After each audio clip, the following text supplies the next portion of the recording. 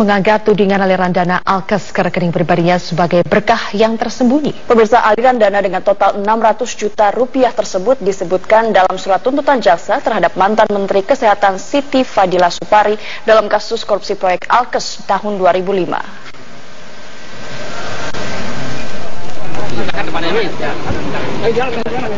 Ketua Dewan Kehormatan Partai Amanat Nasional Amin Rais menilai tudingan dirinya menerima aliran dana Alkes 2005 sebagai berkah tersembunyi.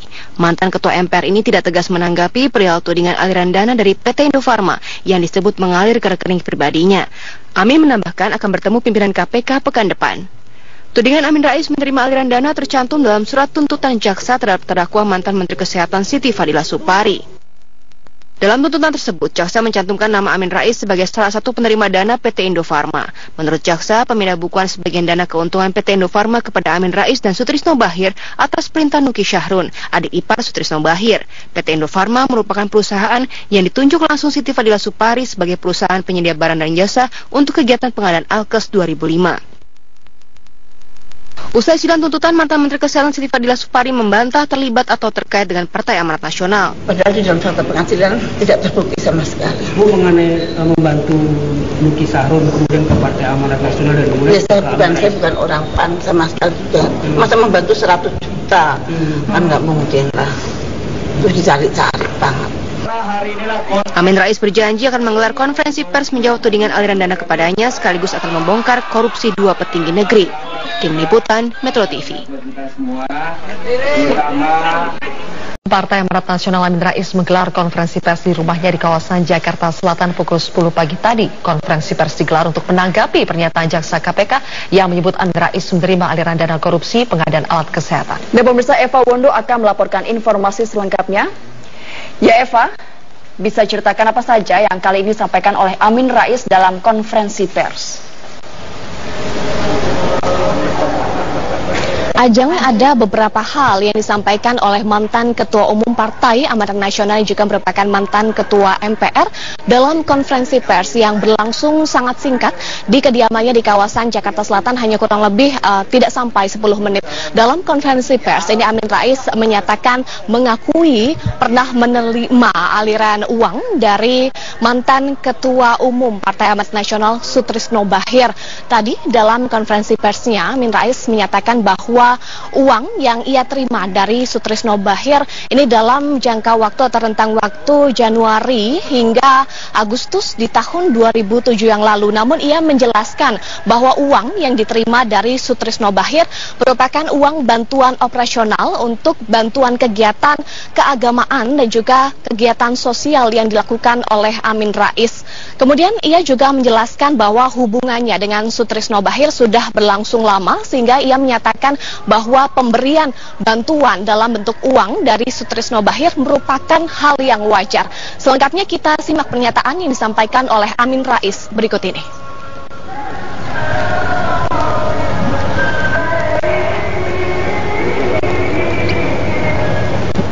Nah, Mas Rais adalah tokoh yang sangat baik dan dermawan yang sering membantu banyak pihak. Bahkan, persahabatan saya dengan Sutrisno Bahir sudah terjalin lama sebelum PAN lahir pada 98.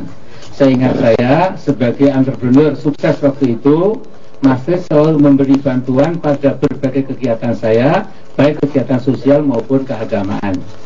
Mas Rais adalah tokoh yang sangat baik dan dermawan, sering membantu banyak pihak. Bahkan siapa saja yang mendapat bantuan dari Mas Rais, saya tidak tahu. Tentu Mas Rais lebih tahu ya. Saya pernah menanyakan pada Sutrisno Bahir, mengapa Anda membantu berbagai kegiatan saya? Jawabnya, saya quote ini, Mas Amin, saya disuruh ibunda saya untuk membantu Anda. Jadi ketika dia menawarkan bantuan tiap bulan buat kegiatan operasional saya anggap sebagai hal wajar. Nah, kalau kejadian 10 tahun lalu kini diungkap dengan bumbu-bumbu dramatisasi di media massa dan sosial, tentu akan saya hadapi dengan jujur, tegas, dan apa adanya. Di tahun 2007, saya sudah 3 tahun tidak lagi menjadi pejabat, waktu itu Ketua MPR. Namun rupanya bantuan siswa akhir untuk kegiatan operasional saya yang berlangsung selama 6 bulan pada tahun 2007 itu ini menjadi salah satu topik berita yang sangat menarik dan harus saya ikuti secara tegas dan berani. Karena itu pada Senin mendatang saya akan berkunjung ke kantor KPK untuk menjelaskan duduk persoalannya. Menyatakan bahwa ia akan segera bertemu dengan ketua KPK. Ya, Amin Rais akan bertemu dengan ketua KPK. Ia sempat menyatakan hal ini, namun apakah pertemuan tersebut jadi digelar, Eva? Ya, Ajeng tadi dalam konferensi persnya Amin Rais juga menyatakan bahwa ia akan segera mendatangi KPK untuk bertemu dengan Ketua KPK Agus Raharjo. Tepatnya pertemuan ini akan dilakukan pada Senin mendatang atau pada tanggal 5 Juni sebelum ia berangkat umroh pada tanggal 8 Juni. Amin akan menjelaskan kasus ini kepada pimpinan KPK terkait dengan penerimaan uang yang ia terima dari Sutrisno Bachir. Kemudian ia juga menyatakan akan mengungkap 2 nama tokoh penting yang diduga terlibat dalam kasus korupsi. Nah, sebelumnya nama Amin Rais ini disebut dalam persidangan pembacaan tuntutan mantan Menteri Kesehatan Siti Fadilah Supari tepatnya pada Rabu lalu, dan disebutkan oleh jaksa KPK bahwa Amin Rais menerima aliran dana sebesar 600 juta rupiah yang dibagi dalam 6 kali transfer atau pengiriman uang. Dan disebutkan juga dalam fakta persidangan yang terungkap dalam sidang mantan Menteri Kesehatan Siti Fadilah Supari bahwa Siti Fadilah Supari ini menyalahgunakan wewenangnya dengan menunjuk PT Indofarma sebagai penyedia barang dan jasa dalam kasus tersebut, dan diduga ini menerima atau mengirimkan aliran dana ke Sutrisno Bachir Foundation. Ajeng, demikian kembali ke Anda di studio. Ya, Eva Wono, terima kasih atas laporan Anda. Selamat kembali bertugas. Ya, Iqbal, baru saja acara peringatan hari lahirnya Pancasila yang jatuh pada 1 Juni ini selesai digelar di Gedung Pancasila, tepatnya di Gedung Kementerian Luar Negeri. Dan saat ini sejumlah tamu undangan telah mulai meninggalkan tempat acara, di mana hari ini resmi dimulainya atau setiap 1 Juni akan dimulainya setiap hari libur nasional setiap tahunnya. Dan salah satu tamu yang hadir pada hari ini adalah salah satu ketua Forum Rektor Indonesia dan juga bisa dikatakan sebagai cendekiawan Muslim. Pak, selamat pagi. Kita tadi baru saja menyaksikan bagaimana hari lahir Pancasila, dan Presiden pun juga selalu membentuk satu sistem kerja dalam forum ini. Dan Bapak melihat sebagai cendekiawan, bagaimana Bapak melihat hari lahir Pancasila yang saat ini resmi menjadi hari libur nasional? Terima kasih. Assalamualaikum warahmatullahi wabarakatuh.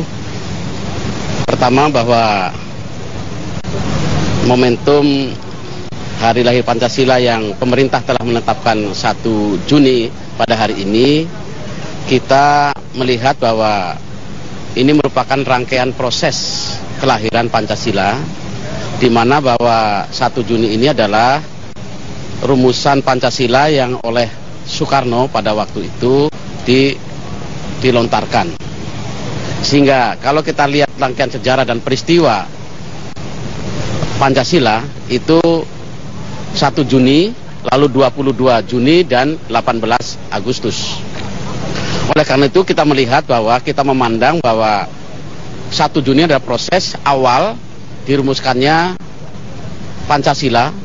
Jadi belum sampai kepada Pancasila, karena pada waktu itu Soekarno melihat bahwa gagasan-gagasan itu belum sempurna, sehingga para tokoh-tokoh, termasuk tokoh-tokoh agama, tokoh-tokoh bangsa, budayawan, dan terutama peran utamanya ada tokoh-tokoh agama, itu memberikan pandangan bahwa Pancasila ini adalah rumusan yang perlu disempurnakan.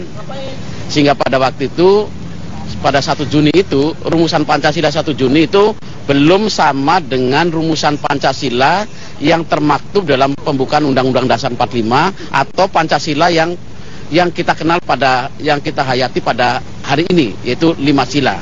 Karena pada waktu 1 Juni itu adalah rumusan Pancasila, contohnya adalah sila pertama itu pada waktu itu masih ditempatkan pada sila yang kelima.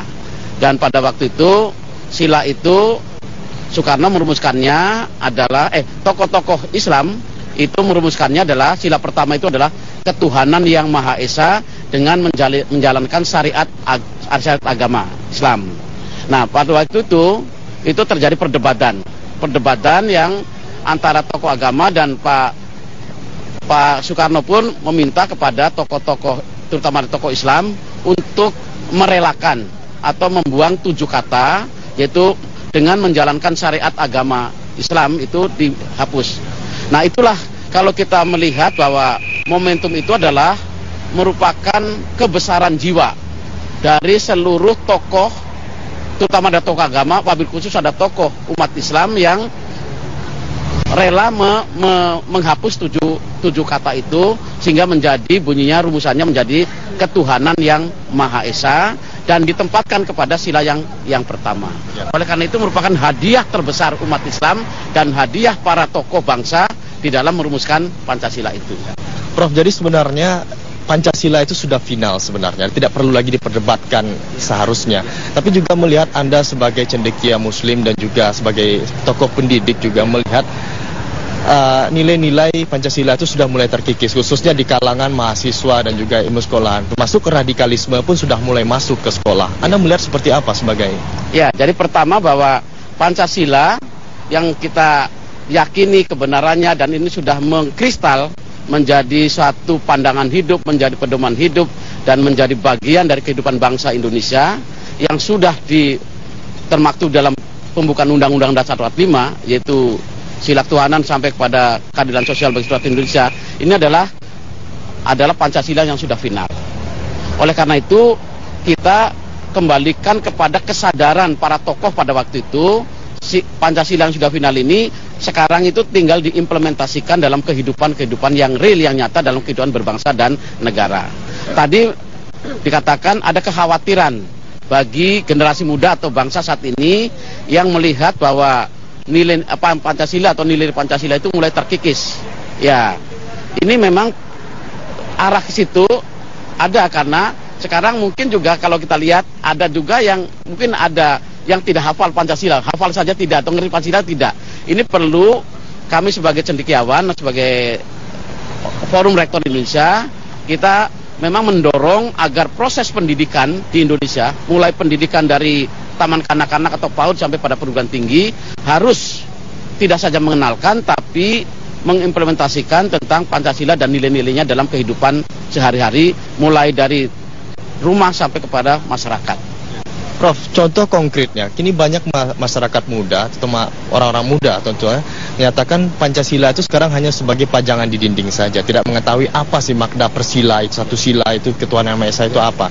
Nah, mungkin contoh konkretnya apa dari peran dari dunia pendidikan agar sila-sila ini lebih dimaknai maknanya oleh masyarakat? Ya, jadi kalau kita mau peran lebih konkret dari sila-sila Pancasila, kita harus dimanapun kita berada, apakah di lingkungan pendidikan, kita harus mampu memberikan contoh teladan kepada siswa tentang makna nilai-nilai mulai dari sila ketuhanan. Contoh umpamanya kita memberikan mengajarkan kepada siswa bagi yang beragama Islam harus menjalankan perintah sesuai dengan agama Islamnya. Ya, konkret. Dan ini harus diimplementasi terus. Yang dia biasa sholat, ya di agama Islam harus sholat, yang agama Hindu juga harus pergi ke pura dan sebagainya. Itu harus dilakukan secara ini. Itu kan contoh konkret. Dan ini harus diikuti terus. Praktek-praktek kehidupan semacam itu. Jadi intinya Pancasila adalah harga mati dan Bhinneka Tunggal Ika itu sudah finish, tidak ada lagi. Oke, siap. Jadi bagi kita seharusnya bahwa Pancasila NKRI itu adalah harga final dan mati. Nah, kami dari cendekiawan Muslim, terutama pandangan kami dari Muhammadiyah, kita sudah mengatakan bahwa negara NKRI yang berdasarkan Pancasila dan Undang-Undang 45 dan Bhinneka Tunggal Ika itu adalah merupakan Darul Ahdi wa Sahadah, yaitu adalah negara yang didirikan oleh seluruh bangsa Indonesia, negara kesaksian. Siap. Terima kasih Prof waktunya. Ya, itu dia dari pernyataan Prof Suyatno yang menyatakan jika NKRI harga mati dan hendaknya Pancasila tidak hanya menjadi pajangan dinding belaka. Demikian, Sumi. Prima melaporkan langsung dari Gedung Pancasila, Jakarta. Terima kasih.